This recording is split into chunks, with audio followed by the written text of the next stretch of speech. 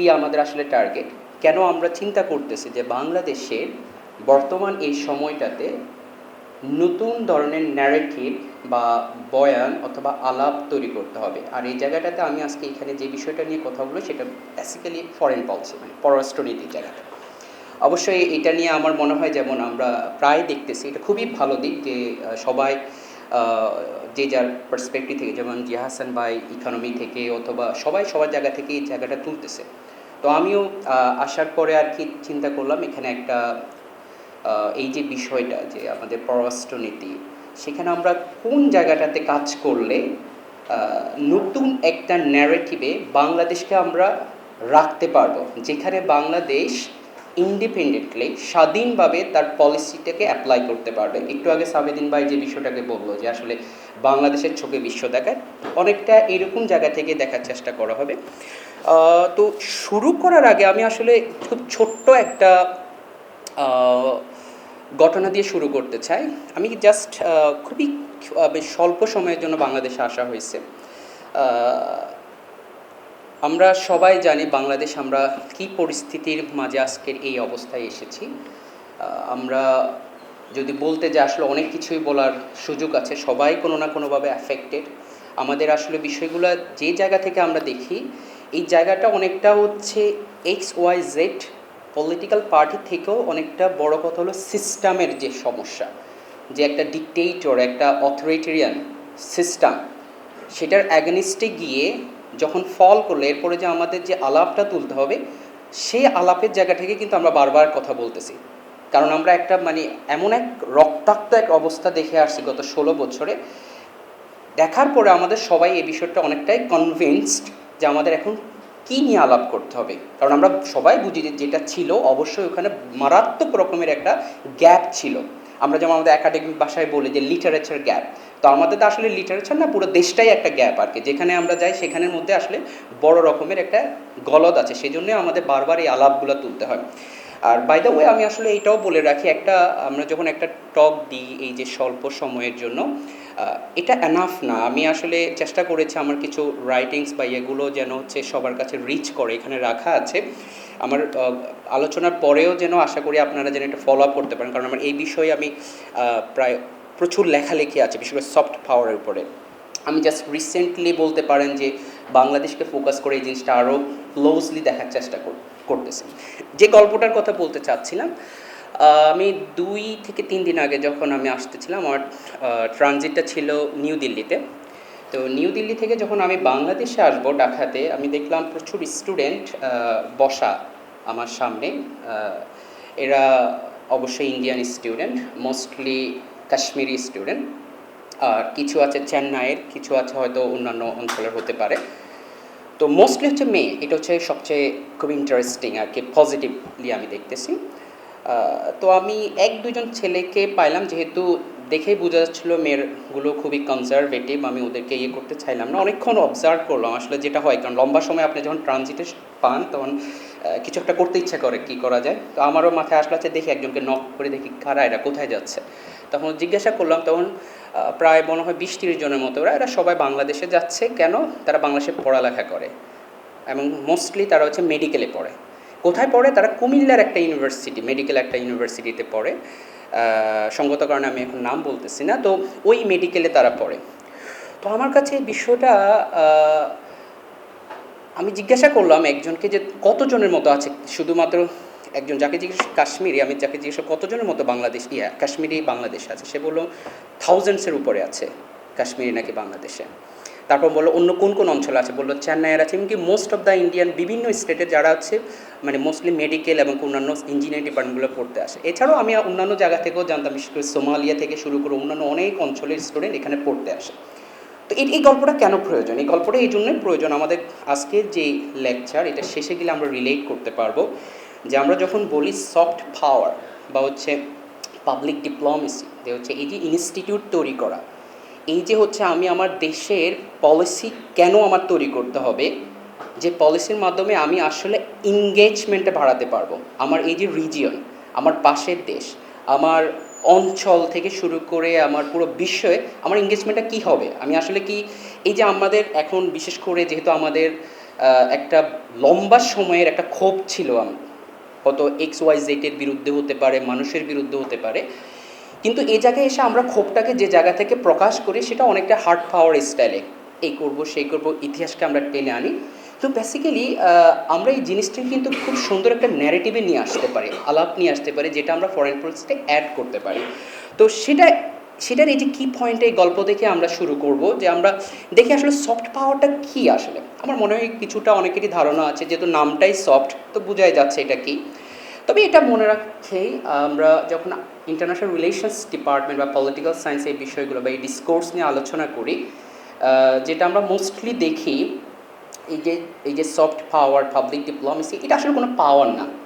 এটা এটা এটা এমন কোনো জিনিস না যেটা আপনাকে মানে ইমিডিয়েটলি হচ্ছে কোনো একটা কিছু করার জন্য সক্ষমতা দান করবে, কিন্তু এটা আপনাকে কি করবে, এই যে একটা সাইকেল, মানে আপনি একটা পলিসি নেবেন, যে আমার 10 বছরের একটা পলিসি, 30 ইয়ার্সের একটা পলিসি, অথবা 20 বছর একটা পলিসি, অথবা মাত্র 6 মাসের একটা পলিসি।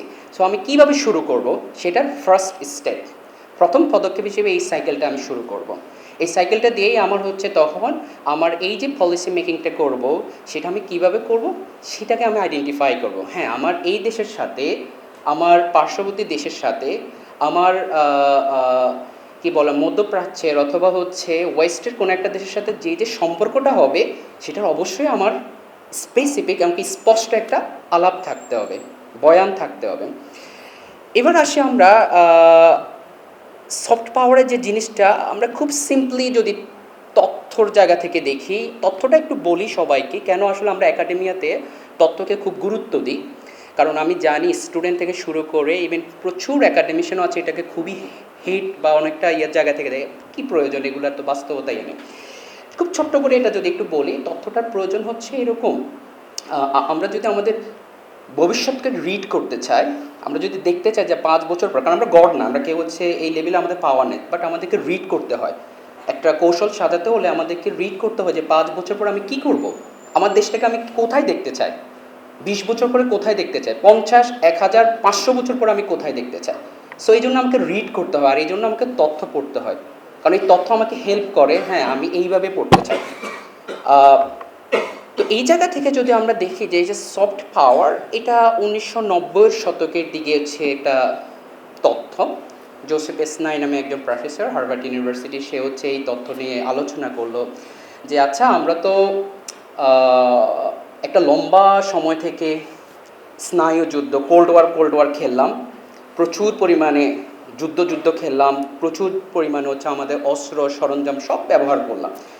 তো এখন তো এটা এনাফ, কারণ এটা দিয়ে আসলে আমি মানুষের মানে কলিজাটার মধ্যে যে একটা ভালোবাসা আমার দেশের প্রতি, এটাতে হচ্ছে না, কারণ এটার মধ্যে মানুষের ভয় তৈরি হচ্ছে, সে আমাকে আসলে ভয় পাচ্ছে না।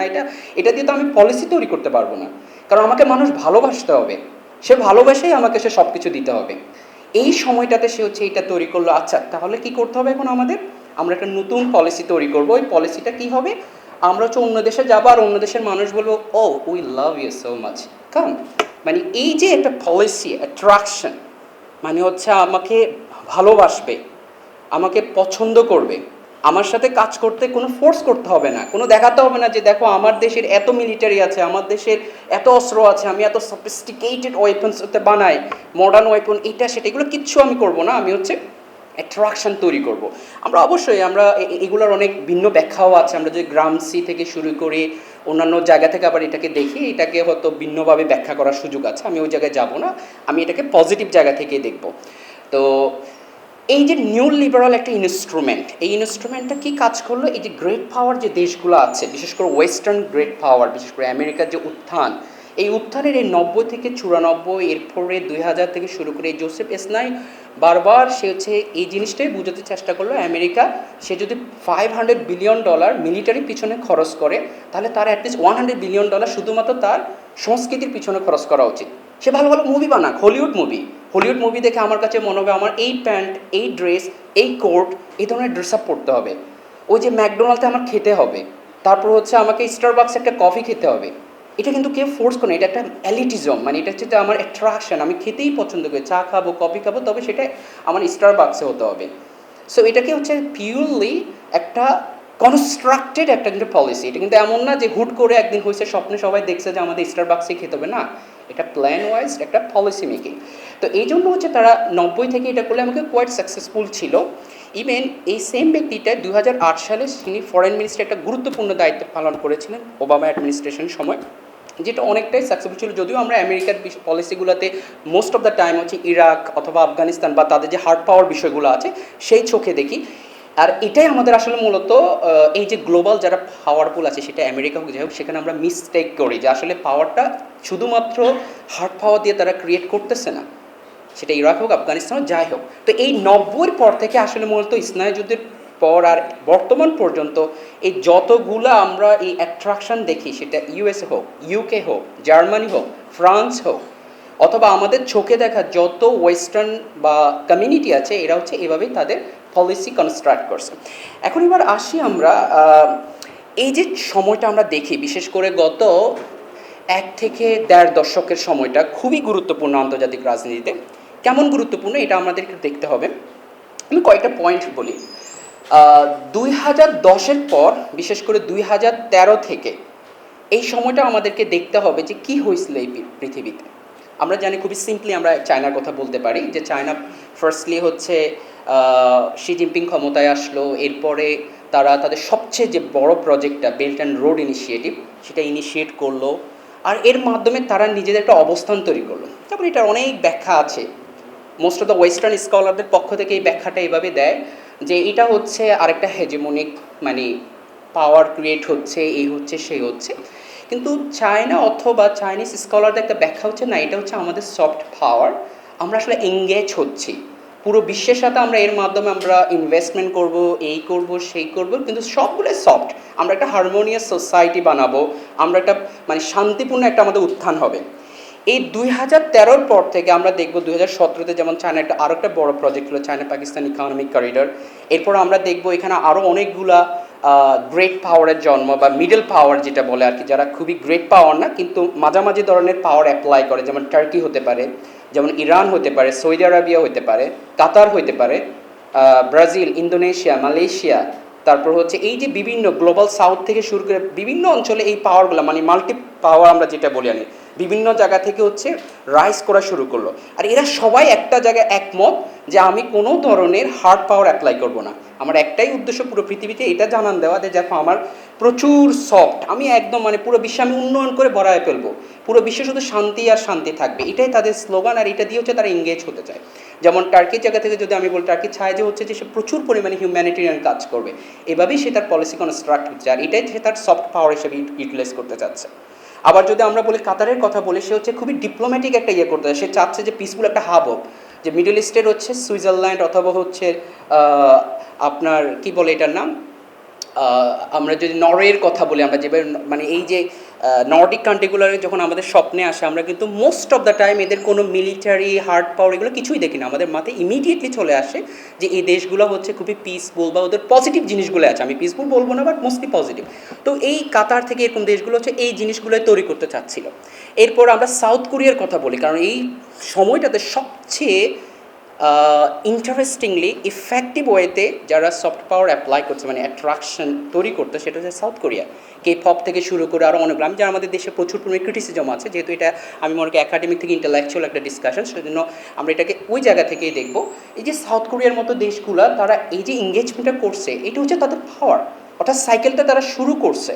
এটাকে আমরা এটা করবো না যে যেমন চায়না বলি, সাউথ কোরিয়া বলি, অথবা ইন্ডিয়ার কথাও যদি বলি, বলিউড ইন্ডাস্ট্রি থেকে শুরু করে আরও অনেকগুলো এই যে এঙ্গেজমেন্টটা তৈরি করতেছে, এটার মূল একটা কারণ হচ্ছে এই যে গ্লোবাল যে পাওয়ার কম্পিটিশনটা আছে, এটার সাথে নিজেদেরকে ডিল করা এবং এটার সাথে নিজেদেরকে মানায় নেওয়া, আর তাদের একটা মডেল স্টেট বানানো। যেমন চায়না চাচ্ছে পাকিস্তানকে মডেল বানায় পুরো বিশ্বে দেখাতে, যে আচ্ছা আমরা এইভাবে হচ্ছে বিশ্বের সাথে সম্পর্ক করব। ইন্ডিয়াও হয়তো ওয়ান্স আপন এ টাইম বাংলাদেশকে এইভাবে দেখতে চাইছে। আমরা জানি সমালোচনা বা ওই জায়গাটা এখন আমার ডিসকাশনের পয়েন্ট না। তারপর এরকম অনেকগুলো দেশকে আমরা দেখব, তারা আসলে এক্সাম্পল ক্রিয়েট করতে চায় যে দেখো আমার সাথে সম্পর্ক রাখলে কিন্তু এভাবে তোমার উন্নত হবে, তুমি একদম মানে তোমার সব কিছু হচ্ছে স্টাবিলিটি থাকবে, তোমার উন্নয়ন হবে, তুমি আসলে মূলত আমার প্রতি অ্যাট্রাক্টেড কারণ আমাকে তুমি ভালোবাসো, আমার প্রতি তুমি মনে করো না যে আমি আসলে তোমার প্রতি ফোর্সফুল ব্যবহার করতেছি। এবার আসে আমরা এই যে বর্তমান অবস্থা পৃথিবীতে এই জিনিসটা এত ইউটিলাইজ হচ্ছে, তাহলে আমরা বাংলাদেশকে কোথায় দেখব? বাংলাদেশের অবস্থানটা কোথায় তাহলে?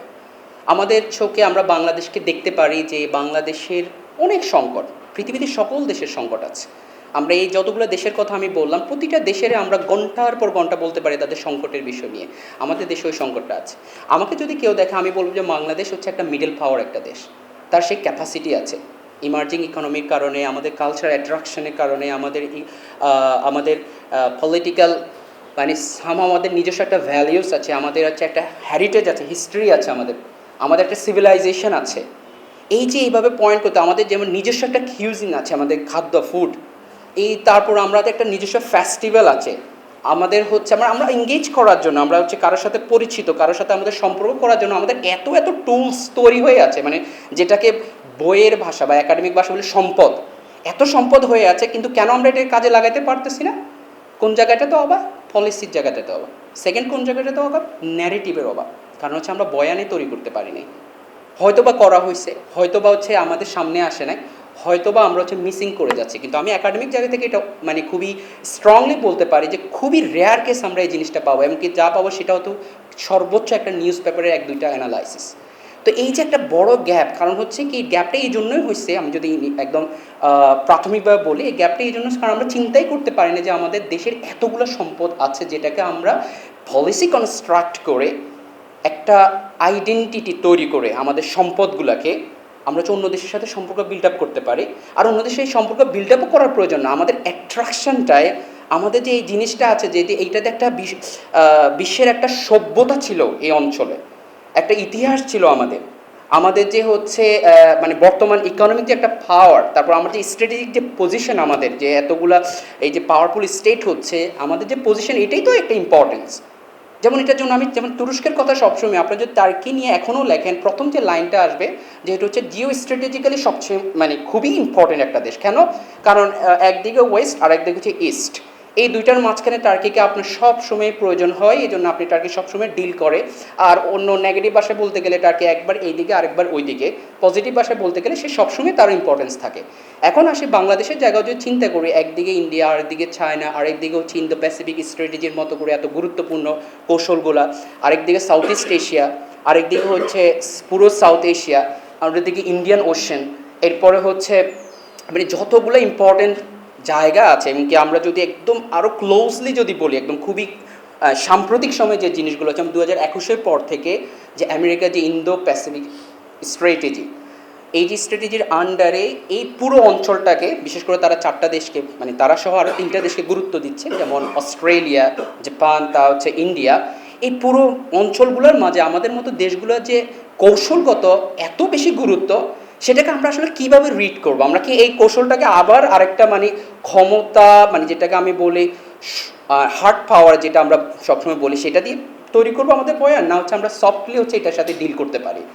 আর আমরা কি শুধু এই গ্রেট পাওয়ার যারা ক্ষমতা, তাদের সাথে আমাদের ডিল করতে হবে? না, তাদের সাথে তো আমাদের ডিল করতে হচ্ছে না, কারণ আমাদের হাতে যে সম্পদগুলো আছে, আমাদের যে এত এত এত এত অপরচুনিটিগুলো আছে, সেটাকেই তো আমরা কাজে লাগে আমরা এনগেজ করতে পারতেছি, সেটাকেই তো কাজে লাগে আমরা তো যেতে পারতেছি আরেকটা দেশে। আপনাকে যেন কিছু বিষয় আমি বলি, আমি মূলত মোটা দাগে কয়েকটা পয়েন্ট থেকে কথা বলবো যে আমরা বাংলাদেশে কোন কোন জায়গায় আমাদের এই বয়ানগুলো মানে সফট পাওয়ার বা পাবলিক ডিপ্লোমেসির বয়ানগুলো তৈরি করতে পারি। বাই দ্য ওয়ে, একটা বিষয় আমি একটু বলে রাখি, যেন আমরা আমাদের এখানে মেয়ে বলি যে ম্যাথোডোলজি খুবই ইম্পর্টেন্ট, কারণ হচ্ছে আপনি কোন মেথডে কথা বলবেন সেটা আগে আপনার শ্রোতারা যেন বুঝে। তো এইখানে আমি বলে রাখি, সফট পাওয়ার খুবই একটা বড় একটা জিনিস, ভাস্ট। আমরা আজকে এখানে কথা বলছি, এটাও একটা সফট পাওয়ার পার্ট। আমি আজকে সাবেদী ইব্রাহিমের সাথে একটা হেসে কথা বলছি, এটাও একটা সফট পাওয়ার। হাসান জিয়াবার সাথে আমি হ্যান্ডশেক করছি, এটাও সফট পাওয়ার। একজনের দিকে আমি তাকায় একটা হাসি দিয়েছি, এটাও একটা সফট পাওয়ার। সো এটা একটা অনেক ভাস্ট, এটাকে আপনি ইউটিলাইজ করে অনেক কিছু করতে পারেন, মাস্ট, বাট এটা খুবই ভাস্ট। সো আমি স্পেসিফিক্যালি পাবলিক ডিপ্লোমেসি নিয়ে কথা বলবো। আর পাবলিক ডিপ্লোমেসির আরও ছোট্ট একটা পার্ট, আমি কয়েকটা পয়েন্ট ধরে ধরে কথা বলবো, যেখানে আমি দেখতে চেষ্টা করব এই পাবলিক ডিপ্লোমেসিতে কোন ওয়েতে, কোন জায়গাতে আমরা মানে আমাদের যে ইনস্ট্রুমেন্ট বলি বা আমরা যে বলে আমাদের রিসোর্স আছে, টুলস আছে, সেটাকে কোথায় কাজে লাগাই আমরা হচ্ছে আমাদের ন্যারেটিভ তৈরি করতে পারি, এমনকি পরবর্তী বিশ্বটাকে আমরা পড়তে পারি। তো এই জায়গা থেকে আমি কয়েকটা জিনিস অলমোস্ট আমরা পরিষ্কার যে হচ্ছে আমাদের হাতে আমাদের আচরণগত বা হচ্ছে আমাদের সুযোগগত অথবা আমাদের যে অপশনগুলো আছে, সেটা অলমোস্ট স্পষ্ট। আমরা আমাদের কাছে এনাফ অ্যাট্রাকশন আছে যেটা দিয়ে আমরা বিশ্বের কাছে পৌঁছাতে পারবো বা বিশ্ব অটোমেটিক আমাদের কাছে পৌঁছাতে পারবে, সেটা আমার ইতিহাস হোক, সভ্যতা হোক, যাই হোক। আর সেকেন্ড হলো আমাদের কাছে যেই ধরনের, মানে আপনি একটা জায়গায়, যেমন আমরা যদি মার্কেট ইকোনমি বা বিজনেসের কথা বলি, আমার ন্যূনতম টাকা পয়সা লাগে কিছু, আর সেই টাকা পয়সা আমরা যদি এই পলিটিক্যাল সায়েন্স বা আইআরের ভাষায় বলে, আমাদের হচ্ছে একটা মূল্যবোধ বা আমাদের হচ্ছে আমরা বলতে পারি যে আমাদের সংস্কৃতির কোন কোন জায়গাতে আমরা হচ্ছে ব্যবহার করে আমাদের পার্শ্ব, যেমন আমি ত্রিপুরার সাথে আমি সম্পর্ক করতে চাই, আমি আমি নেপালের সাথে, শ্রীলঙ্কার সাথে আরও ক্লোজ সম্পর্ক করতে চাই। আবারও বলে রাখি, পাবলিক ডিপ্লোমেসির মাধ্যমে। আর পাবলিক ডিপ্লোমেসিটা খুবই স্পেসিফিক, এটা হচ্ছে গভর্নমেন্ট পলিসির মাধ্যমেই শুধু হয়। কারণ আপনি সফট পাওয়ার যে কোনো ব্যক্তি করতে পারে, আপনি বাইরের দেশে গিয়ে আপনি সফট পাওয়ার করতে পারেন, একটু আগে যেভাবে বলেছিলাম, কিন্তু পাবলিক ডিপ্লোমেসি আমাদেরকে গভর্নমেন্টেরই পলিসি নিতে হবে, তাকেই বলতে হবে যে আমার গভর্নমেন্টের এই এই পলিসির জায়গা থেকে আমি আমার পাশের দেশ, আমি মধ্যপ্রাচ্য বা এখান থেকে দুনিয়ার এই মাথায় ওই মাথায় সম্পর্ক তৈরি করব। এখন আসি পয়েন্ট থেকে যদি বলি, যেমন প্রথম জায়গা থেকে আমরা কিভাবে দেখব বর্তমান সরকারটাকে, যেহেতু ইন্টারিম গভর্নমেন্ট, এটা থেকে আমরা শুরু করতে পারি। যদিও আমার ডিসকাশনটা শুধুমাত্র ইন্টারিম গভর্নমেন্ট বা এটার সাথে লিমিটেড না, আমি চাই যে ইন্টারিম গভর্নমেন্ট থেকে শুরু করে পরবর্তী আমাদের যে ডেমোক্রেটিক একটা সময় আসবে, আমরা আশাবাদী এই সময়টাতেও যেন এটা সবসময় এই আলোচনাটা থাকে, এই আলাপটা থাকে। তারপরেও যদি আমাদের এই বর্তমান সময়টাতে আমরা দেখি, অবশ্যই আমাদের জন্য ডক্টর মোহাম্মদ ইউনূসের মতো একজন ব্যক্তিকে পাওয়া বাংলাদেশের, আমরা অবশ্য অনেক ক্রিটিক থাকবে বর্তমান সময় নিয়ে, আমি জানি সবারই কোনো না কোনো একটা পয়েন্ট থাকবে, but in general as a public diplomacy বা এটাকে যদি আমরা রিসোর্স হিসেবে বা এটা অ্যাট্রাকশন ডেভেলপ করতে চাই, আমাদের কাছে এনাফ একজন ব্যক্তি আছে, সেটা দিয়ে আমি কিন্তু ডিল করতে পারতেছি, আমি প্রকাশ করতে পারতেছি যে বাংলাদেশের এমন একটা সংকটের সময়ে এসে কিন্তু আমরা এই একজন ব্যক্তিকে আমরা বসাতে পারছি। দ্যাট মিনস আমাদের হাতে অপশন আছে, আমাদের কাছে লিডার যে এই যে আমরা অ্যাট্রাক্টেড করতে পারি আশপাশের মানুষদেরকে, এটা আছে। এটা একটা আমাদের কাছে, এটাকে আমরা আরও পাবলিক ডিপ্লোমেসি আমাকে গভর্নমেন্টের পলিসির মধ্যে আরও এফেক্টিভলি হচ্ছে ইউটিলাইজ করতে পারি। এরপরে আমাদের যে সবচেয়ে গুরুত্বপূর্ণ বিষয়, এটা পৃথিবীতে সবসময় অ্যাপ্রিসিয়েট, এবং ঐতিহাসিকগতভাবে আমরা যে 5,000 বছরের ইতিহাস পড়ে থাকি বিশ্বের, এই জিনিসটা খুবই কমন দেখব যে ইয়তদের বা যুবকদের, তরুণদের আন্দোলনকে সবসময় ইতিহাস অ্যাপ্রিসিয়েট করে গেছে, সবসময়। ইভেন কি বর্তমান যে ডেমোক্রেটিক বা সোকল লিবারাল ডেমোক্রেটিক সিস্টেমও যদি আমরা বলি, তারাও যদি সেটা কমিউনিস্ট কোনো ইয়তদের রেভলিউশনের, তাকেও কিন্তু অ্যাপ্রিসিয়েট করে, কারণ ইয়ত তরুণদের জিনিসটা সবসময়ই একটা পজিটিভ জিনিস। এই আমাদের বাংলাদেশে সেটা করছে, এমনকি বর্তমান যে সময়টা, বিশেষ করে আমরা যদি বলি 1990s থেকে এই সময়টাতে, আমার মনে হয় খুবই রেয়ার কেস আমরা পাবো এই ধরনের ইয়ত মুভমেন্ট কোথাও হয়েছে বা এই লেভেলের মুভমেন্ট করে পরে সফলতা নিয়ে আসছে। এখন কথা হলো, তো এই জায়গাটাতে আমরা হচ্ছে আমাদের স্পেসিফিক পলিসি নিয়ে কিন্তু আমরা এটাকে কিন্তু এঙ্গেজ করতে পারি পুরো বিশ্বের সাথে, যে এই যে ইয়ত মুভমেন্টটা হলো, এটা হচ্ছে একটা এক্সাম্পল। সেটা ডেমোক্রেটিক ট্রানজিশনের জন্য হতে পারে, ডেভেলপমেন্টের জন্য হতে পারে, জাস্টিসের জন্য হতে পারে, ইকুয়ালিটির জন্য হতে পারে। টার্ন আমাদের ডিপেন্ড করবে আমরা কীভাবে অ্যাপ্রোচ করতে চাচ্ছি। যেমন আমার চায়নাতে গিয়ে তো আমার কি বলে এটার নাম, ডেমোক্রেসির কথা বলার প্রয়োজন নাই, কারণ চায়নাতে সেটাই নেই। তো অর্থাৎ পলিসিটা কেন ইম্পর্টেন্ট, কারণ আমার এটা জানতে হবে কোথায় আমি কীভাবে অ্যাপ্রোচ করব, কার সাথে আমি কীভাবে, আমার ইয়তদেরকে আমি কোথায় কীভাবে প্রকাশ করব, কীভাবে এঙ্গেজ করলে আমার কৌশলটা কী হবে। তো এই জন্যই পলিসিগুলো আমাদের এই যে পর্যায়ে আমার 5-6 যেটা আমি আগে থেকে বলেছিলাম, এটা ইম্পর্টেন্ট। এরপরে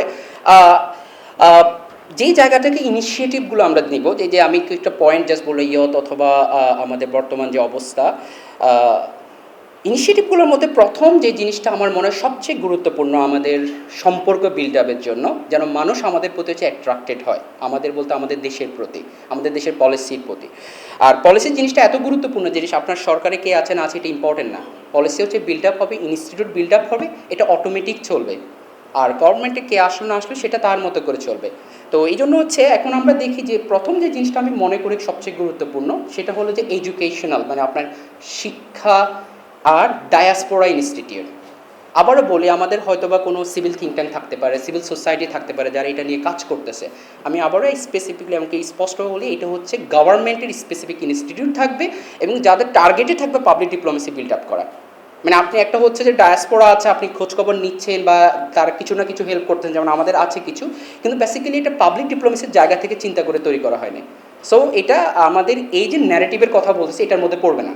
আমাদের জন্য যেটা করতে হবে সেটা হলো এই যে ডায়াসপোরা, আমাদের যে মিডল ইস্টের যে ডায়াসপোরাটা আছে, আমাদের ওয়েস্টার্ন কান্ট্রিগুলোতে ইউএসএ হোক অথবা ইউকে হোক, এই যে আমাদের সেকেন্ড থার্ড ফোর্থ জেনারেশন, তাদের সাথে আমি এঙ্গেজ কীভাবে হব? পৃথিবীতে এটা নিয়ে কিন্তু খুব ভালো ভালো অনেকগুলো ইনস্টিটিউট কিন্তু তৈরি হয়েছে, বিভিন্ন দেশ এটা করেছে। অফকোর্স আমরা যেমন চায়নার কথা বলতে পারি, তারপর হচ্ছে তুরস্কের কথা বলতে পারি, আমরা সাউথ কোরিয়ার কথা বলতে পারি, যারা হচ্ছে স্পেসিফিক ইনস্টিটিউট যার টার্গেটই হচ্ছে শুধুমাত্র ওই দেশে বা অন্য কোনো দেশে তার যে ডায়াসপোরা আছে তার সাথে সে কানেক্ট করবে কীভাবে। এরপর এডুকেশনের যদি কথা বলি, এডুকেশনের বিষয়ে আমরা মোটামুটি সবাই অনেকটা জানি। আমি যেমন আমরা কনফিউসিয়াসের কথা বলি, আমরা হচ্ছে আমেরিকান ফুলব্রাইটের কথা বলি, টার্কিশ স্কলারশিপ যেমন টার্কির বুর্সারাই অথবা ইয়াতেবের কথা বলি, আমরা সাউথ কোরিয়ার government, Swiss government, Sweden government, এরকম অনেকগুলো গভর্নমেন্ট স্কলারশিপের কথা জানি। কিন্তু এই যে গভর্নমেন্ট স্কলারশিপগুলো কিন্তু যত না গভর্নমেন্ট কত টাকা দেয়, কী দেয় না দেয়, এটা যে পায় সে ছাড়া খুব রেয়ার কেস হচ্ছে মানুষ জানে। কিন্তু এটা কিন্তু আমরা সবার জায়গা থেকে দেখেন জিজ্ঞাসা করলে বলবো যে খুবই প্রেস্টিজিয়াস, মানে গভর্নমেন্ট স্কলারশিপ নিয়ে যাচ্ছে, তার মানে হ্যাঁ ভালো কিছু করতেছে এই দেশটা। এবং আমি খুবই রিসেন্ট, আমি যেন আমার হয়তো ইনফরমেশন ভুলও থাকতে পারে, আমাদের দেশেও কিন্তু ছোটোখাটো স্কলারশিপ দেয় গভর্নমেন্ট থেকে, কিন্তু এটাকে ওই যে পলিসি না থাকার কারণে, মানে পাবলিক ডিপ্লোমেসি না থাকার কারণে এটা আমরাও জানি না, বাইরের দেশে কেউ হচ্ছে এটাকে ওই জায়গা থেকে যে একটা অ্যাট্রাকশন আমার বাংলাদেশে যেতে হবে। দেখেন আমাদের কিন্তু এই যে একটু আমি যে গল্পটা দিয়ে শুরু করলাম, আসলে গল্প না, বাস্তব যে সত্য, যে আমাদের এখানে আসতেছে, পড়ালেখা করতেছে, কিন্তু ওই পাবলিক ডিপ্লোমেসি ইনস্ট্রুমেন্ট না থাকার কারণে আমরা এদেরকে ওই ক্যাটাগরি ওই ইনস্টিটিউটের মধ্যেই আনতে পারতেছি না। আমাদের একটা বাংলাদেশি এডুকেশন এবং ডায়াসপোরা পাবলিক ডিপ্লোমেসি ইনস্টিটিউট লাগবে, যেটা হয়তো ফরেন মিনিস্ট্রি অথবা হচ্ছে কালচারাল মিনিস্ট্রির আন্ডারে হবে, যাদের মূল টার্গেট থাকবে হচ্ছে অন্য দেশে যেমন স্কলারশিপ দেওয়া, খুবই কম টাকা এটা দিতে পারে, কোনো সমস্যা নেই, 5 জনকে দেন আপনি, কিন্তু আপনার অ্যাডভার্টাইজ হবে হচ্ছে ধরেন 5 টাকার দিবেন স্কলারশিপ, 500 টাকার হচ্ছে অ্যাডভার্টাইজ হবে, কারণ এটা আমার দেশের ব্যাপার, আমি আমার দেশের একটা বয়ান তৈরি করতেছি, আমার দেশকে হচ্ছে সবাই এভাবেই জানবে যে হ্যাঁ বাংলাদেশেও কিন্তু খুব প্রেস্টিজের স্কলারশিপ দেয়। আর এটা এখন আমি কেন বলতেছি, যেখানে অলরেডি হাজারের উপর হাজার এখানে স্টুডেন্ট পড়তেছে বিদেশি, তো আমি এটা করবো না কেন?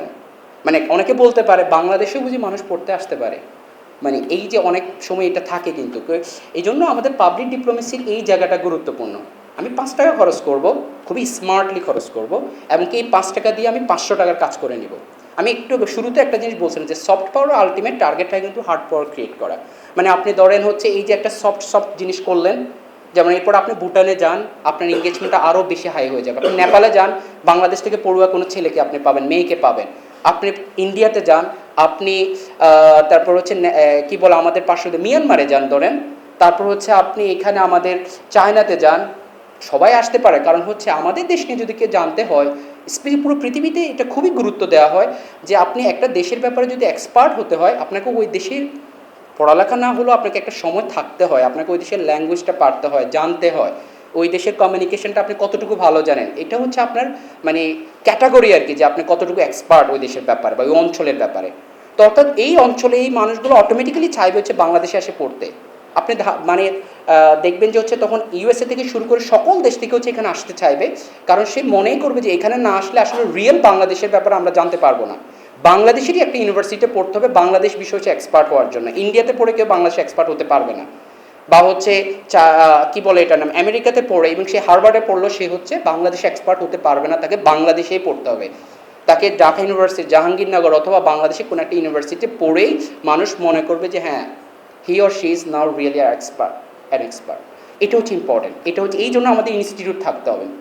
আর এছাড়াও ইনস্টিটিউটগুলো হচ্ছে ডিল করবে আমার কজন স্টুডেন্ট আছে, কোথায় আছে, কোন দেশে আছে, মানে আমি ওই দেশের স্টুডেন্টগুলো এটার সাথে তার কানেক্টেড থাকবে। আর এই কানেকশনগুলো 1, 2, 3 দিনের জন্য, আমি যেটা বললাম এটা 1000 বছরের জন্য হতে পারে। আমরা প্রায় বলি আমাদের ইতিহাস থেকে, সভ্যতা থেকে, এই অঞ্চলে আমরা এটা করেছি, ইতিহাস আমাদেরকে এইটা বলছে, ওইটা বলতেছে, অর্থাৎ এই অঞ্চলগুলো এক গ্রুপ বলতেছে যে আমরা এটাকে এখন দখল করে নিব, আরেক গ্রুপ বলতেছে হচ্ছে যে না আমরা তো এটা তো আছে, তারা খুবই ইন্সপায়ার্ড হয়, আমাদের এই সব অঞ্চল আমাদের ইতিহাস আমাদের এটার বলে। কিন্তু আসলে এগুলো তো এইভাবে হয় না, কারণ বর্তমান যে বিশ্বের যে আমরা ওয়ার্ল্ড অর্ডার যে সিস্টেম দেখি, এটা এইভাবে কাজ করে না। আপনাকে দেখাতে হবে যে আপনি কীভাবে সম্পর্ক বিল্ড আপ করতে হবে। যেমন ত্রিপুরাতে বন্যা হলো, আমাদেরও বন্যা হলো, আমাদের এখান থেকে পজিটিভ অ্যাপ্রোচ ছিল, বলা হয়েছে যে আমরা প্রয়োজনে তাদেরকে দেবো, কিন্তু আপনি কীভাবে দেবেন? আপনার তো পাবলিক ডিপ্লোমেসি ইনস্টিটিউট নাই, আপনাকে তৈরি করতে হবে হিউম্যানিটেরিয়ান এইড ইনস্টিটিউট অথবা হিউম্যানিটেরিয়ান ডেভেলপমেন্টাল ইনস্টিটিউট। এটা সবাই পৃথিবীর সবাই, এটা ওপেন, এখানে কোনো সিক্রেট কিছু নাই। ফরেন পলিসিতে আমাদের মতো দেশগুলোর জন্য আসলে সিক্রেট বলতে কোনো কিছু নাই, আমাদের সবগুলো থাকবে ওপেন, এবং আমরা বলবো যে আমরা কেন যাচ্ছি। কী জন্য যাচ্ছি, আমাদের দখল এইটা সেটিগুলো কিছু নয়। আমরা তো দূরে থাকি, পৃথিবীর সবচেয়ে শক্তিমান দেশ আপনি কল্পনা করেন, তাদের সফট পাওয়ার পাবলিক ডিপ্লোমেসি ইনস্টিটিউটগুলো কল্পনা করেন, আপনি দেখবেন আপনি হ্যাপি হবেন আরও বেশি। যেমন এখানে আমি জানি না, অনেকে হয়তো জানি না, সুসির যেমন বা নেসা এরকম অনেকগুলো আমেরিকান স্টেট ডিপার্টমেন্টের স্কলারশিপ আছে 1 মাসের জন্য, 1 বছরের জন্য এরকম। আমি শিওর, আমি একদম মানে ইয়েভাবে বলতে পারি, এখানে যে কেউ এটা পায়, এটা সে প্রাণ খুলে প্রাউডলি বলবে যে আমি হচ্ছে সুসির ইয়েতে গেছি, আমি হচ্ছে এতে, কারণ সেইটাকে এটা একটা ইন্ডিকেটর যে কোয়ালিফাইড বা অনেকগুলো বিষয় থাকে এখানের সাথে। তো আমাদের দেশেরও এই বিষয়গুলো হচ্ছে আপনি যখন এই জিনিসটা ক্রিয়েট করবেন, মানুষজন এটাকে হচ্ছে ধরেই নিবে, এটা তো সে আসলে ওই নিয়ত থেকে যাচ্ছে না। মানে বিপ্লবের এটা হচ্ছে সফট ভার্সন আর কি, যে আপনি ইংগেজটা কীভাবে করতেছেন। তো এই জন্য হচ্ছে এই যে হিউম্যান, যেটা বললাম যে আপনি দান করতে যাবেন, আপনি হচ্ছে ওখানে গিয়ে কোনো একটা হেল্প করবেন, সহযোগিতা করবেন, অর্থাৎ আপনার পাবলিক ডিপ্লোমেসি ইনস্টিটিউট লাগবে। আপনার ওই ইনস্টিটিউটের মাধ্যমে আপনি হচ্ছে যাবেন, আপনি হচ্ছে ওখানে মানুষদের জন্য কিছু করবেন, এবং কি আপনি সেটা আবার বলবেন না যে এই মানুষদেরকে আমি এই জন্য ফিল করি কারণ ঐতিহাসিকগতভাবে এই মানুষগুলা এবং এরা সবাই আমরা একসাথে ছিলাম। কিন্তু এর মানে এই না যে হচ্ছে আমি ওদেরকে এখন দখল করতে যাবো, এর জন্য হচ্ছে আমি ওইখানে আমার এই প্ল্যান আছে ওই না, রিয়েলি আমি হচ্ছে যাচ্ছি হচ্ছে ওদের সাথে ওদেরকে সহযোগিতা করতে, ওদের জন্য হচ্ছে কিছু করতে। তো এটার জন্য কী করতে হবে, আমার এই আলাপের জন্য একটা ইনস্টিটিউট লাগবে, হিউম্যানিটেরিয়ান ডেভেলপমেন্ট ইনস্টিটিউটের মতো কিছু ইনস্টিটিউট, যেটা হচ্ছে বিশ্বের সব জায়গায় আছে। আপনি ইউএস এইডের কথা বলেন, ইউকে এইডের কথা বলেন, টার্কিশ টিকার কথা বলেন, চায়না সিটকার কথা বলেন, আপনি হচ্ছে জাপানের জায়গার কথা বলেন, সবগুলোর অ্যাক্টিভিটি এরকম। আপনাদের সবাইকে যদি আমি জিজ্ঞাসা করি একটা ব্যাপার আপনার নেগেটিভ কোনো ধারণা আছে, কারোই নাই, কারণ ওইটা এভাবেই তৈরি করা হয়েছে। এটা আপনার আমার মেন্টালিটি এভাবেই দেওয়া হয়েছে যে এদের কাজে হচ্ছে রিয়েলি ভালো কিছু করা। তো আপনার কেন বাংলা এইড, বিডি এইড এরকম কোনো কিছু নাই? আমার তো করতে হবে না, আমাকে তো 5 কোটি টাকা দিতে হবে না, আপনি 5 টাকায় খরচ করেন, খরচ করতেছি হয়তো বা আমরা অনেক জায়গায়, কিন্তু আমাদের এই জায়গায় এই ন্যারেটিভ না থাকার কারণে আসলে আমরা যেই জায়গাটাতে আমাদের নিজেদেরকে, নিজের দেশকে আমাদের পরিচিত করানো দরকার, সেটা আমরা করতে পারতেছি না। সেই জায়গাটাতে আমরা কোনো ইফেক্টিভিটি আনতে পারতেছি না, আমাদের পলিসি থেকে আমাদের কোনো আউটপুট নাই। আমাদের যদি জিজ্ঞাসা করা হয় যে আমাদের 500 টাকা, 500 বা 500 কোটি টাকা আমি খরচ করেছি, সেখান থেকে দেখা যাবে যে আমাদের 10 কোটি টাকাও ইনকাম নাই। এটার বড় কারণ হচ্ছে এই যে গ্যাপ, একটা বড় রকমের আমাদের গ্যাপ আছে। কিন্তু আপনি দেখেন, যেমন আমি বলি, আমি খুব ক্লোজলি পরিচিত চায়না সিটকার সাথে বা টার্কিশ টিকার সাথে, অথবা হচ্ছে আপনার ইউএস এইডের সাথে, মানে ক্লোজলি বলতে আমি একাডেমিক্যালি খুবই ক্লোজলি পড়ালেখা করার কারণে এদের সবার হচ্ছে এটার আউটপুট আছে, প্রতি সময় তাদের এটাকে রিভিউ করা হয় কী করতেছে, এর ফলে আমাদের কী কী হচ্ছে, তারপর আমরা হচ্ছে কার সাথে এঙ্গেজমেন্ট করতেছি, সে আসলে আমার জন্য কতটুকু করছে। আমি যে 2 টাকা খরচ করছি, আমি যে বন্যার সময় গিয়ে 3 টাকা দিয়ে আসছি, একটা সিভিল সোসাইটি অথবা একটা এনজিওকে 5 টাকা দিয়ে আসছে, এর ফলে সে আমাকে কি দিছে, অর্থাৎ আউটকামকে চিন্তা করো। আর আউটকামটা কেন আসছে, কারণ সে ইনস্টিটিউট থাকার কারণে। ঠিক সেম ওয়েতে হচ্ছে আপনি যদি এর কথা বলেন, বাংলাদেশের একটা ইনস্টিটিউট থাকবে হিউম্যানিটির, সেখানেও আমাদের এইভাবে আমরা পর্যবেক্ষণ করতে বাধ্য, কারণ এটা গভর্নমেন্টের পলিসি। আপনি গভর্নমেন্টের পলিসি একটা পজিটিভ সাইড হলো, আপনি 2 টাকা খরচ করে আপনি যদি 2 টাকা 2 নাম্বারই করেও, মানে আপনি দুর্নীতি এবং কি খুবই খারাপভাবে যদি খেয়ে ফেলেন, আজও কালকে এটা কিন্তু সামনে আসবেই যে এ অথবা বি একটা চোর, সে চুরি করে হচ্ছে টাকাটা খাইছে। সো এটা একটা পজিটিভ সাইড, এই জন্য আপনার গভর্নমেন্ট পলিসি হওয়া উচিত, যেন হচ্ছে চুরি করেও খাক কিন্তু এটার একটা রেকর্ড থাকবে। তো এই জন্য আমাদের একটা ইনস্টিটিউট হতে হবে, যেখানে হচ্ছে কেউ ধরে নিলাম চুরি করার ধান্দায় ইনস্টিটিউট খুলছে, কিন্তু তারপরেও এটা থাকুক, এটাই আমাদের ন্যারেটিভ হবে। আমরা চাই যে হচ্ছে যে আমাদের এঙ্গেজমেন্টে এটার মাধ্যমেই হোক। এরপরে হচ্ছে থার্ড যে বিষয়টা নিয়ে আমি বলবো, সেটা হলো আসলে একটু এডুকেশন থেকে বলছিলাম, সেটা হচ্ছে সিভিলাইজেশনে, সভ্যতা, হেরিটেজ। এই প্রচুর আমাদের গল্প আছে, আমি জানি আমার থেকে প্রচুর এক্সপার্ট মানুষ আছে যারা এটা নিয়ে কথা বলেন। আমি আসলে এই জায়গাটাতে এক্সপার্ট না, বাট এটাকে কীভাবে সফট পাওয়ার হিসেবে বা পাবলিক ডিপ্লোমেসি করে, এটাকে অন্তত আমি আমি কিছু বলতে পারবো। আমাদের সিভিলাইজেশন মানে এই বিষয় নিয়ে প্রচণ্ড আলাপ হচ্ছে, আমাদের বর্তমান সময়ে আলাপ হচ্ছে, সবসময় আলাপ হতো। আর এটা সত্য, এটা তো ইতিহাস তো কেউ মুছে দিতে পারে না। আমাদের যে একটা সভ্যতা ছিল, আমাদের যে একটা ইতিহাস ছিল, ঐতিহ্য ছিল, যেই জায়গা থেকেই হোক না কেন, সব জায়গাতেই কিন্তু আমাদের কিন্তু ঐতিহ্য ছিল। কিন্তু এটাকে কেন আমরা ইফেক্টিভ হইতে নিতে পারি না? কারণ আমাদের পাবলিক ডিপ্লোমেসির যে ন্যারেটিভ থাকা দরকার ছিল, সেটা আমাদের পররাষ্ট্র মন্ত্রণালয় অথবা হচ্ছে আমাদের সংস্কৃতি মন্ত্রণালয়, বিশেষ করে বাহিরের দেশকে টার্গেট করে। আমি কেন হচ্ছে পাচ্ছি না একটা রিপোর্ট, একটা অ্যানালাইসিস, যে একটা গভর্নমেন্ট অ্যানালাইসিস একদম পজিটিভ ওয়েতে, যে আমাদের সাথে ত্রিপুরার একটা মানুষের সম্পর্কটা যে 500 বছরের সম্পর্ক, আমার সাথে নেপালের অথবা ভুটানের একটা মানুষের সম্পর্ক হচ্ছে আদিকালের, চায়নার যে বেল্ট অ্যান্ড রোডের যে সম্পর্ক, এটা আমার সাথে ছিল 1000 বছরের।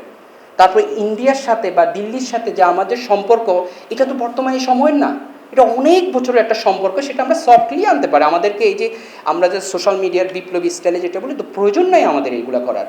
মানে এটা আমার ব্যক্তিগত অভিমত, আমি কারো ইয়েতে ইন্টারফেয়ার করতে চাচ্ছি না, বাট আমি মনে করি এভাবে, কারণ এটা তো গোপন কিছু না। সো এটাকে আমরা কীভাবে আনতে পারি, এটার জন্য আমাদের একটা পাবলিক ডিপ্লোমেসি ন্যারেটিভ লাগবে, ইনস্টিটিউট লাগবে, যেখানে গভর্নমেন্ট পলিসিগতভাবেই হচ্ছে এটাকে সে পজিটিভলি দেখাবে যে হচ্ছে আমরা আসলে তোমাদেরকে ফিল করি। এটার জন্য আমি কিছু জিনিস বলি। আমার রিসেন্টলি একটা বই আমার লেখা হয়েছিল, ওখানে আমি একটা তথ্য নিয়ে কাজ করেছিলাম। তো আমি যে তথ্য নিয়ে কাজ করতে গিয়ে আমি যে আগের যতগুলো তথ্য ছিল এই রিলেটেড, যেমন সফট পাওয়ার, এগুলোকে আমি রিজেক্ট করেছিলাম। তা আমি বলেছিলাম যে এই যে সফট পাওয়ার বা এই যে জিনিসগুলা, এগুলো একটা বড় রকমের গ্যাপ হচ্ছে। এরা অনেকটাই হচ্ছে, মানে আমি এটার খুব সুন্দর বাংলা শব্দটা মনে পড়তেছে না, যে অন্টোলজিক্যাল, এপিস্টেমোলজিক্যাল আমরা বলি, বা ম্যাথোডোলজিক্যালও যদি বলি, এই জায়গাটা মারাত্মক রকমের একটা গলদ আছে। কি গলদ? সেটা হলো যে আপনি সব কিছু চিন্তা করতেছেন, আপনি একটা সফট পাওয়ার বানাবেন, আপনি চিন্তা করতেছেন আমেরিকা কীভাবে বানাইছে, চায়না কীভাবে বানাইছে, ইন্ডিয়া কীভাবে বানাইছে, ওভাবে আমার বানাইতে হবে। এটা হচ্ছে একটা মারাত্মক রকমের গলদ। কারণ হচ্ছে সে তার দেশের কনটেক্সটের আলোকে এটা তৈরি করছে। আর আমাদের যারা এই যে ডিপার্টমেন্টগুলো, আমরা যে এই যে সোশ্যাল সায়েন্সের যত ডিপার্টমেন্ট আছে, মোস্টলি তো আমরা হচ্ছে ইউরো ওয়েস্টার্ন সেন্ট্রিক চিন্তাভাবনা থেকে এইগুলো আমরা যতই যাই বলি না কারণ আমাদের পড়ার যত বই আছে সবগুলো ওই ইনস্ট্রুমেন্ট থেকে আসে। এই জন্য স্বাভাবিকগতভাবে আমরা ওইখান থেকেই চিন্তা করি। কিন্তু এখানে একটা বড় প্রবলেম হচ্ছে, বাংলাদেশ তো আমেরিকা না, বাংলাদেশ ইভেন ইন্ডিয়াও না, বাংলাদেশ এমনকি চায়নাও না, নেপালও না, ভুটানও, বাংলাদেশ বাংলাদেশ, বর্তমান বাংলাদেশ বাংলাদেশে। সো আমার যে জিনিসটা, আমার যে মানে যে যে সভ্যতা, আমার যে ইতিহাস, এখান থেকেই আমাকে কিন্তু আমার পলিসি বের করতে হবে, এখান থেকেই আমাকে হচ্ছে আমার এই যে বয়ান, ন্যারেটিভ বের করতে হবে। এটা যদি আমি করতে না পারি, এগুলো দেখবেন খুবই চমৎকার লাগবে 2-4 দিন, একটা ইনস্টিটিউট হয়েছে, খুব ভালো লাগতেছে, একটা সুন্দর ইনস্টিটিউট হলো, তাহলে তো মনে হয় আমরা এখন উল্টা পাল্টায় ফেলামো একদম, মানে খুব মানে অসাধারণ কাজ হচ্ছে আমাদের এই ধরে নিলাম একটা সরকারে। কিন্তু বাস্তবতা হলো যদি আমাদের এই সোর্সটা আমাদের ইতিহাস সভ্যতা থেকে না হয়, এটা সাস্টেইন করবে না। এখন এই সিভিলাইজেশনের হেরিটেজ ইনস্টিটিউটের কাজটা কী হবে পাবলিক ডিপ্লোমেসির জায়গা থেকে, সে বেসিক্যালি এটাই বের করবে। তার বেসিক টার্গেট থাকবেই হচ্ছে আমার ইতিহাসে আমি কানেকশান বের করব, যেটা আমি পাওয়ার অফ বন্ডিং দিয়ে বলতে চাচ্ছিলাম, যে আমার বইটা তো যে এই যে চায়নার কথা বলি আমরা, ইন্ডিয়ার কথা বলি আমরা, তারপর এই যে বিশেষ করে নন ওয়েস্টার্ন যে কান্ট্রিগুলো যারা রিসেন্টলি খুবই ভালো আপনার মনে করেন সফট পাওয়ার ডেভেলপ করতেছে, সাউথ কোরিয়া বা ইন্দোনেশিয়া অথবা মালয়েশিয়া, সিঙ্গাপুর ধরেন, তো এই দেশগুলার কিন্তু নিজস্ব একটা জগৎ আছে, নিজস্ব ওয়েতে তারা চিন্তা করে যে হচ্ছে আমি আমার ওয়েতে হচ্ছে এঙ্গেজমেন্ট করব। এখন যদি আমরা বলি যে হচ্ছে না এরা হচ্ছে আমেরিকায় ফলো করছে, না এই বিষয়টা এমন না, তারা তাদের জায়গা থেকে হচ্ছে ইয়ে করছে। চায়নার স্টাইলে হচ্ছে হিউম্যানিটেরিয়ান এইড দেয়, তুরস্কর স্টাইলে এইড দেয়, তুরস্ক আমেরিকা দিছে দেখি তুরস্ক দেয় না, আমেরিকা বা হচ্ছে ইউকে দিয়েছে দেখি হচ্ছে চায়না করতেছে, বিষয়গুলো এমন না, নিজস্ব ওয়েতে তারা কিন্তু এই এঙ্গেজমেন্টটা তৈরি করে। তো এই জায়গা থেকে হচ্ছে সিভিলাইজেশনের এমনকি হেরিটেজ ইনস্টিটিউটে আমাদেরকে দেখতে হবে আমাদের 1000 বছর, 500 বছর অথবা আমাদের 5000 বছরের ইতিহাস সভ্যতা, বা আমরা ইন্দুস যে সিভিলাইজেশনের কথা বলে, বা তারপর হচ্ছে বাংলা বেসিন কথা বলি, অথবা হচ্ছে আমাদের এই যে অঞ্চল, বাটি অঞ্চলের যে কথাগুলো আমরা বলি, সেখানের সাথে আমাদের কার কার সাথে এঙ্গেজমেন্ট হয়েছে, এই যে এত বছর, এত লম্বা একটা সময়, কোথায় আমরা কার সাথে পরিচিত হয়েছিলাম। এই পরিচিত হয়নি অবশ্যই, ইতিহাস যারা বলছিলাম এর আগে ওরা কাজ করছে, কিন্তু আমাদের কী করতে হবে, এটাকে নিয়ে এসে জাস্ট একটা পাবলিক ডিপ্লোমেসি, একটা ন্যারেটিভ বানাইতে হবে, যেটার পলিসিগুলো গভর্নমেন্ট থেকে হবে। আর এই পলিসিকে বেস করে হচ্ছে আপনি যাবেন, আপনি ওই নেপালে যান, আপনি ভুটানে যান, আপনি হচ্ছে মিডল ইস্টের কোনো একটা XYZ যান, আপনি ওয়েস্টে যান, যার সাথে আপনার ওই যে সম্পর্ক আছে সেটাকে আপনি নিয়ে আসেন, ওরা লোকে আপনি সম্পর্ক বিল্ড আপ করেন, ওরা লোকে আপনি কথা বলেন, তখন আপনার এই পলিসির আউটকামটা আসবে। সে ফিল করবে দেখো এই যে দেশটা আসছে এটা রিয়েলি আমার সাথে কোনো মানে ভালো কিছুর জন্যই আসছে। আর একদম কিচ্ছু যদি আউটকামও না হয়, অন্তত পৃথিবীর সবাই জানবে এরকম একটা সভ্যতা ছিল পৃথিবীতে।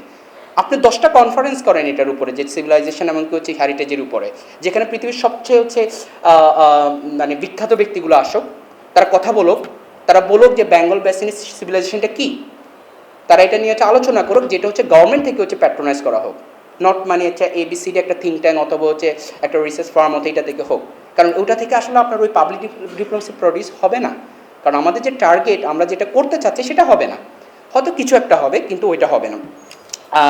এরপরে মানে ফোর্থ, আমি অবশ্য অনেকগুলো পয়েন্ট আছে, আমি জানি না সাবেদিন ভাই কত মিনিট দেওয়া হয়েছে, আমি জিজ্ঞাসা করতে ভুলে গিয়েছিলাম। হ্যাঁ, খুবই খুবই ধন্যবাদ। আমি খুবই সরি, আমি জানি না এত সময় নিয়ে ফেলছিলাম।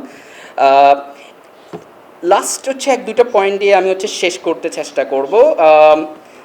যেমন বর্তমান সময়তে ডিজিটাল এবং কি হচ্ছে আপনার সোশ্যাল মিডিয়া ইনস্টিটিউট বা হচ্ছে এই ধরনের ল্যাব অথবা হচ্ছে এগুলাকে কাজে লাগিয়ে আপনার পাবলিক ডিপ্লোমেসি হচ্ছে প্রডিউস করা হয়। বিশেষ করে আমরা এখন কোন যুগে আছে, আমরা একটা এআইয়ের যুগ আছে, আর্টিফিশিয়াল ইন্টেলিজেন্স।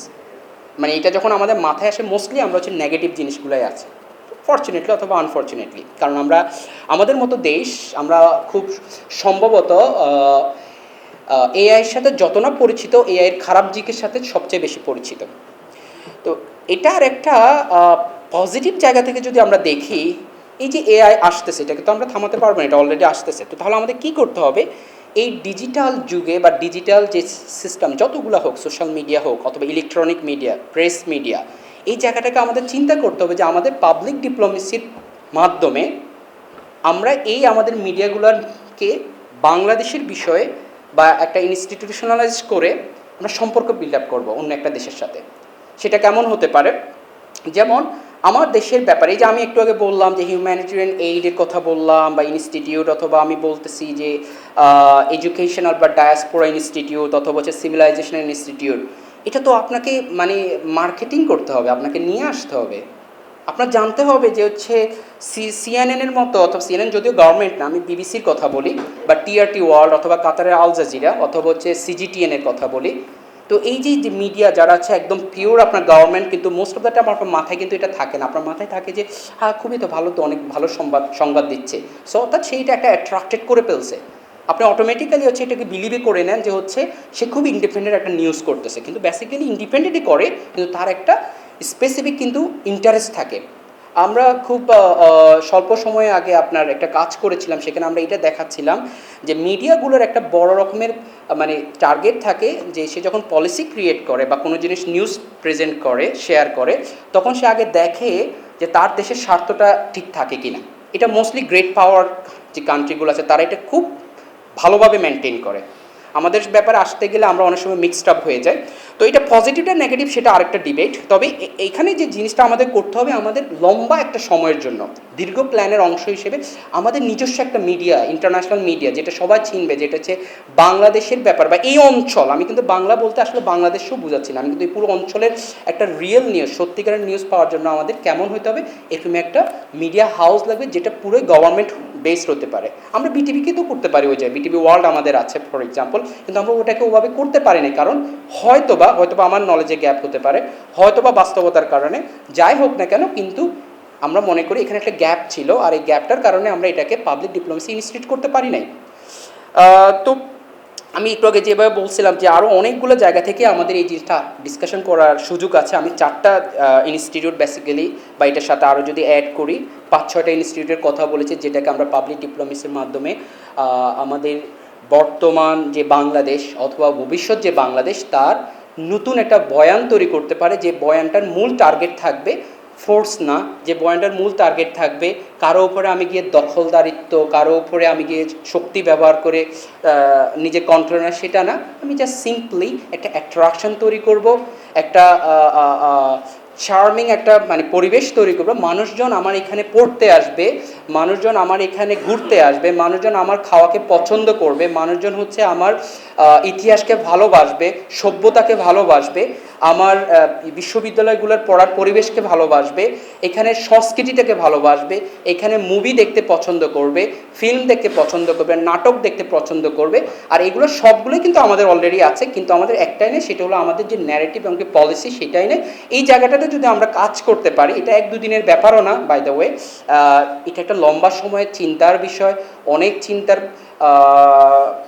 আমরা যদি বলি, ফলে হয়তো এই ধরনের জিনিস আমরা সুন্দরভাবে করতে পারি। আমি বলবো না এগুলো সবগুলো ইমিডিয়েটলি হওয়া উচিত, কিন্তু আমি এটা আশাবাদ ব্যক্ত করি যে হচ্ছে অন্তত পক্ষে 1টা 2টা জিনিস দিয়ে আমাদের শুরু করা উচিত, যেটার মূল টার্গেটে থাকবে পাবলিক ডিপ্লোমেসি প্রডিউস করা। হয়তো বা আমি আবারও বলবো, হয়তো আমি জানি না বা আমার জানার গ্যাপ থাকতে হবে, কিন্তু 50 থেকে যে আমাদের স্বাধীনতার পর থেকে এখন পর্যন্ত আমি জানি না, যদি কেউ আমাকে বলতে পারেন যে এটি স্পেসিফিক পাবলিক ডিপ্লোমেসি একটা ইনস্টিটিউট যেটা কাজই হচ্ছে অন্য দেশের সাথে এই করে আমাদের দেশের প্রতি মানে মানুষ যেন ভালোবাসে আমাদেরকে, কোনো চিয়া ছাড়াই ইতিহাসের কারণে আমাদের ভালোবাসবে, এটার জন্য হয়েছে। তো আমি এই আশাবাদ ব্যক্ত করে আর কি আমি আমার আজকের লেকচারটা এখানে শেষ করতেছি। সবাইকে অনেক ধন্যবাদ। কথা হবে, কোশ্চেন থাকলে